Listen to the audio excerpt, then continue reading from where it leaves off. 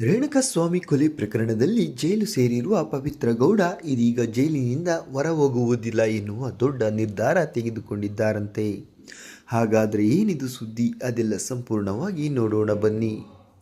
ಚಿತ್ರದುರ್ಗದ ರೇಣುಕಾಸ್ವಾಮಿ ಕೊಲೆ ಪ್ರಕರಣದ ಮೊದಲ ಆರೋಪಿ ಪವಿತ್ರ ಗೌಡ ಅವರು ಸಲ್ಲಿಸಿದ್ದ ಮಧ್ಯಂತರ ಜಾಮೀನು ಅರ್ಜಿಯನ್ನು ಹೈಕೋರ್ಟ್ನಲ್ಲಿ ವಾಪಸ್ಸು ಪಡೆದಿರುವ ಘಟನೆ ಇದೀಗ ಹೊಸ ತಿರುವು ಪಡೆದುಕೊಂಡಿದೆ.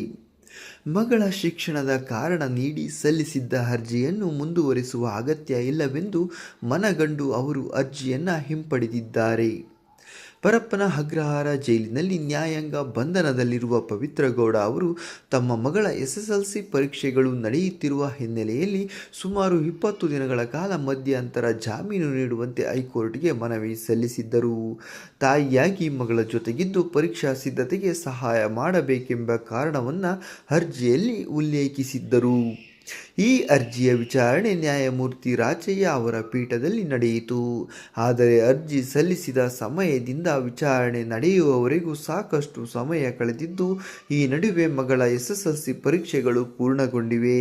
ಆದ್ದರಿಂದ ಮಧ್ಯಂತರ ಜಾಮೀನು ಪಡೆಯುವ ಉದ್ದೇಶವೇ ಈಗ ಮುಗಿದಿರುವುದರಿಂದ ಅರ್ಜಿಯನ್ನು ಮುಂದುವರಿಸುವುದರಲ್ಲಿ ಅರ್ಥವಿಲ್ಲ ಎಂದು ಪವಿತ್ರ ಗೌಡ ಪರ ವಕೀಲರು ನ್ಯಾಯಾಲಯಕ್ಕೆ ತಿಳಿಸಿದರು. ನ್ಯಾಯಪೀಠ ಅರ್ಜಿಯನ್ನು ವಜಾಗೊಳಿಸಿದೆ. ಆದರೆ ವಿಚಾರಣೆ ಮುಗಿದ ಬಳಿಕ ಮತ್ತೆ ಜಾಮೀನು ಅರ್ಜಿ ಸಲ್ಲಿಸಲಿದ್ದಾರೆ ಎನ್ನುವ ಮಾತು ಕೇಳಿಬರುತ್ತಿದೆ.